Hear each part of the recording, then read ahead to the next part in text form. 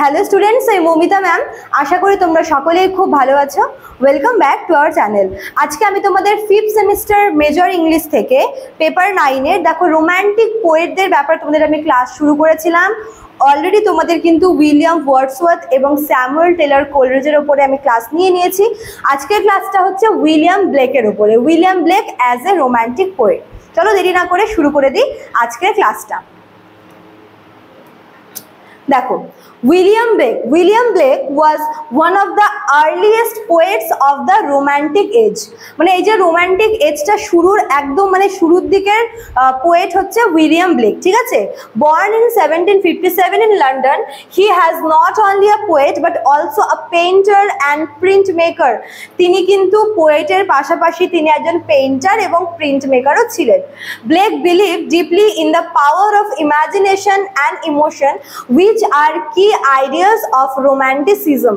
দেখো, তোমাদের আমি যখন ওয়ার্ডসওয়ার্থ পড়িয়েছিলাম তোমাদেরকে বলেছিলাম যে ওয়ার্ডসওয়ার্থ কিন্তু ইমোশন, ইমাজিনেশন এই সমস্ত কিছু বিশ্বাস করতো, বাট তিনি সব থেকে বেশি যেটাকে প্রায়োরিটি দিত সেটা হচ্ছে নেচার। অন্যদিকে কোলরিজও কিন্তু নেচার পোয়েট ছিল, বাট তার পাশাপাশি তিনি কিন্তু ইমাজিনেশন এবং ইমোশনকে অনেক বেশি প্রায়োরিটি দিত।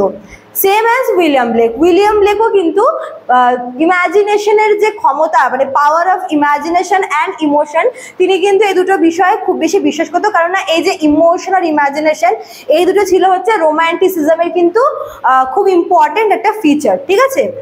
Unlike many writers of his time, Blake did not focus on science, reason or industrial progress। দেখো, উইলিয়াম ব্লেক যখন ছিল, উইলিয়াম ব্লেকের সময় তিনি কিন্তু মানে তার সময়টা মেনলি হচ্ছে ক্লাসিসিজম প্রায় মানে তখনও পুরোপুরি চলে যায়নি, আর রোম্যান্টিক এজটা পুরোপুরি আসেনি। মানে এই দুটো এজের যে মিডল যে পোর্শনটা, মিডল যে এজ যেটাকে এজ অফ ট্রানজিশন বলে, সেই এজের কিন্তু পোয়েট হচ্ছে উইলিয়াম ব্লেক। এবার তার সময়ে যে রাইটাররা ছিলেন তারা কিন্তু যেগুলো হচ্ছে ক্লাসিক্যাল যে থিম, যেরকম সায়েন্স, সোসাইটি, রিজন, তারপর হচ্ছে ইন্ডাস্ট্রিয়াল প্রোগ্রেস, এই সমস্ত কিছুর ওপর সেই সময়কার রাইটাররা ফোকাস করতো। কিন্তু ব্লেক এই সমস্ত কিছুর ওপর ফোকাস করেনি। উল্টে তিনি কোন কোন বিষয়গুলোর ওপরে লিখতো?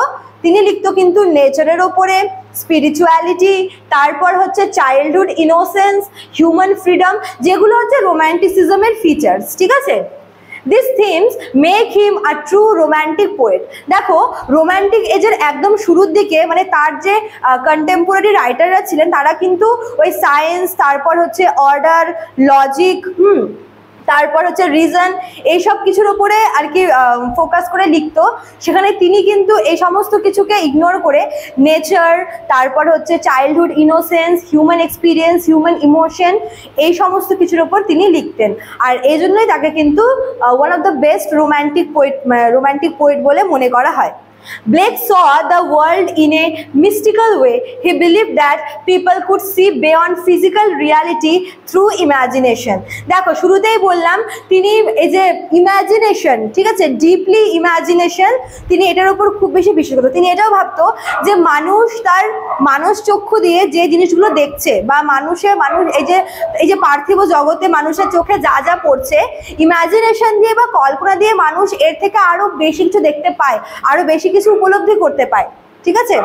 His famous quote, "If the doors of perception were cleansed, everything would appear to man as it is infinite"। তার যে এই কোটেশনটা ভীষণ ইম্পর্টেন্ট। তার এই কোটেশনটা, তার এই যে উক্তিটা, এখানে তিনি তার এই উক্তিটার মাধ্যমে তিনি এটা ভীষণ পরিমাণে ক্লিয়ার করে দিয়েছেন যে মানুষ এই পার্থিব জগতে যা যা মানুষের চোখে পড়ছে, মানে ইমাজিনেশনের পাওয়ার তার থেকে অনেক বেশি, বা মানুষ তার কল্পনা শক্তিকে কাজে লাগিয়ে এর চাইতে আরো বেশি কিছু উপলব্ধি করতে পারে, ঠিক আছে। এবং তার এই যে ভাবনাটা, সেটা কিন্তু তার এই এটারনাল লাইন দিয়ে তিনি কিন্তু পুরোপুরিভাবে তিনি ক্লিয়ারলি আর কি এক্সপ্লেন করে গেছেন। Many of his poem such as the lamp and the tiger, ভীষণ ইম্পর্টেন্ট এই দুটো poem, show contrast between innocence and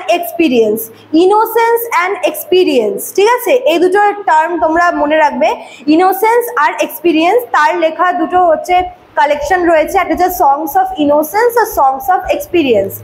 একটা দেখো, ইনোসেন্স মানে কি, যেখানে মানুষের জীবনটা কি ভীষণ মানে নিষ্পাপ মানুষ, হ্যাঁ, যেখানে তার অত বাস্তব জ্ঞান নেই।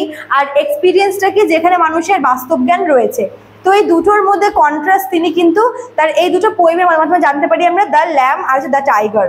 These two poems are from his book Songs of Innocence and Songs of Experience। বললাম যে এই দুটো বই মানে এই দুটো পোয়েম থেকে কিন্তু হচ্ছে এই Songs of Experience এবং Songs of Innocence বলে তার দুটো বই রয়েছে। He used simple words but his ideas were deep and powerful। তিনি ভীষণ সিম্পল ওয়েতে লিখতেন বাকি রোমান্টিক পোয়েটদের মতো, কিন্তু তার লেখা যথেষ্ট মিনিংফুল ছিল। আরো দেখো কি বলেছে, Blake also created his own illustrations of his poem, this made his work unique. তো ব্লেক কি করেছেন, উইলিয়াম ব্লেক তিনি তার নিজস্ব মানে তার পোয়েমের জন্য, তার নিজের পোয়েমের জন্য তিনি নিজস্ব ইলাস্ট্রেশন কিন্তু ইউজ করতো, যেটা তার একটা ইউনিক কাজ বলে কিন্তু মনে করা হয়। He thought poetry and art should be connected. দেখো তিনি পোয়েট্রি এবং আর্ট, ঠিক আছে, কবিতা আর শিল্পের মধ্যে তিনি কিন্তু একটা কানেকশন খুঁজে পেতেন। Blake strongly opposed injustice, especially how children and poor people were treated during industrial revolution। দেখো এই ইন্ডাস্ট্রিয়াল রিভলিউশনটা কিন্তু সেই সময় একটা মেজর ইস্যু ছিল, এবং এই যে পরিবর্তন, এই পরিবর্তনের ফলে কিন্তু চিলড্রেন এবং যারা পুয়ার পিপল এদের উপর যথেষ্ট এফেক্ট পড়েছিল, এবং এই যে ইনজাস্টিসটা তিনি কিন্তু এর তীব্র প্রতিবাদ করেছিলেন, ঠিক আছে। In poems like London, he shows sadness and anger about the suffering he saw। তার লেখা এই যে লন্ডন বলে যে পোয়েমটা আছে, তোমরা আগের সেমিস্টারে পড়েছিলে, ওটা না কিন্তু ওটা স্যামুয়েল জনসনের লেখা। এটা হচ্ছে উইলিয়াম ব্লেকের লন্ডন, যেখানে তিনি ওখানে মানে লন্ডন শহরে মানুষের যে সাফারিং, মানুষ যে সাফার করছে, তিনি এটা দেখে তার যে দুঃখ এবং তার যে রাগ তিনি কিন্তু সেটা উগরে দেন তার এই লন্ডন পোয়েমটার মাধ্যমে। William Blake was a romantic poet because he valued emotion over reason. দেখো ক্লাসিক্যাল রাইটাররা যেরকম ইমোশনের থেকে রিজনকে বেশি প্রায়োরিটি দিত, উইলিয়াম ব্লেক কিন্তু রিজনের থেকে ইমোশনকে বেশি ভ্যালু দিত, আর তাই তাকে কিন্তু রোম্যান্টিক পোয়েট বলে মনে করা হয়। এছাড়াও তিনি কি রিয়ালিটির থেকে ইমাজিনেশন, আর কি নিয়মের থেকে স্বাধীনতা, এই সমস্ত কিছুকে তিনি বেশি প্রায়োরিটি দিত। মানে তার কাছে এই যে কারণ বা হচ্ছে মানে হয় না পার্টিকুলার কারণ, এই সমস্ত কিছু থেকে তার কাছে ইমোশন, মানুষের আবেগটা, মানে যুক্তির থেকে আবেগ তার কাছে বেশি গুরুত্বপূর্ণ ছিল, বাস্তবের থেকে তার কাছে কল্পনা বেশি গুরুত্বপূর্ণ ছিল, এবং নিয়ম নীতির থেকে তার কাছে কিন্তু স্বাধীনতা বা লিবার্টিটা বেশি ইম্পর্টেন্ট ছিল। His work encouraged readers to think deeply and feel strongly. Even today, his poetry inspires people with its beauty and wisdom। ঠিক আছে, দেখো এই যে যেগুলো হচ্ছে রোম্যান্টিসিজমের ফিচার, যেরকম হচ্ছে ফ্রিডম, তারপর ইমাজিনেশন, তারপরে ইমোশন, তিনি কিন্তু এই সমস্ত কিছুর উপর বিশ্বাস করতেন, এবং এই যে রিজন, রিয়ালিটি, রুল, এগুলো ছিল হচ্ছে ক্লাসিক্যাল রাইটিং এর থিম। তো তিনি এই সমস্ত কিছুর ঊর্ধ্বে দেখো প্রত্যেকটা, দেখো ইমোশনটা হচ্ছে রোম্যান্টিসিজমের একটা ফিচার, তিনি রিজনের থেকে রোম্যান্টিসিজম মানে ইমোশনকে বেশি গুরুত্ব দিয়েছিলেন। রিয়ালিটি ছিল হচ্ছে ক্লাসিক্যাল থিম, তিনি এই রিয়ালিটি থেকে তিনি হচ্ছে ইমাজিনেশনকে বেশি প্রায়োরিটি দিত, ইমাজিনেশনটা হচ্ছে রোম্যান্টিসিজমের কিন্তু একটা ফিচার ছিল। আর ফ্রিডম কি, ফ্রিডমটাও কিন্তু রোম্যান্টিক এরার একটা আর কি ফিচার ছিল, যেখানে রুলসটা হচ্ছে আবার ক্লাসিক্যাল থিমের মধ্যে পড়ে। তো তিনি কিভাবে ক্লাসিক্যাল থিম থেকে আস্তে আস্তে রোম্যান্টিসিজমের মধ্যে দিয়ে এগিয়ে যাচ্ছেন সেটাই তার পোয়েমগুলো থেকে কিন্তু আমরা বুঝতে পারি। ইভেন টুডে মানে বর্তমান যুগেও কিন্তু তার যে পোয়েট্রিগুলো আছে সেগুলো কিন্তু মানুষকে যথেষ্ট ইন্সপায়ার করে, কারণ এগুলো ভীষণ সুন্দরভাবে লেখা এবং প্রত্যেকটা লেখা কিন্তু যথেষ্ট মিনিংফুল রয়েছে। ঠিক আছে, আচ্ছা, তো এই ছিল তোমাদের আজকের ক্লাসটা উইলিয়াম ব্লেকের ওপরে। উইলিয়াম ব্লেকের পোয়েম তোমাদের সিলেবাসে রয়েছে সংস অফ এক্সপিরিয়েন্স আর সংস অফ ইনোসেন্স থেকে, তোমাকে সবটাই পড়াবো। তো আজকে এতটুকুই থাকলো তোমাদের আজকের ক্লাসটা শেষ করার আগে তোমাদের আমি বলে দিতে চাই যে যারা আমাদের কাছে অনলাইনে পড়তে চাইছে তারা এখানে দেওয়া নাম্বার দুটোর মধ্যে কোনো একটা নাম্বারে আমাদের সঙ্গে যোগাযোগ করে নিতে পারো। এছাড়াও তোমাদের এই সেমিস্টারের কোর্স ফি কিন্তু সেম রাখা হয়েছে, দেখো 1199 টাকা।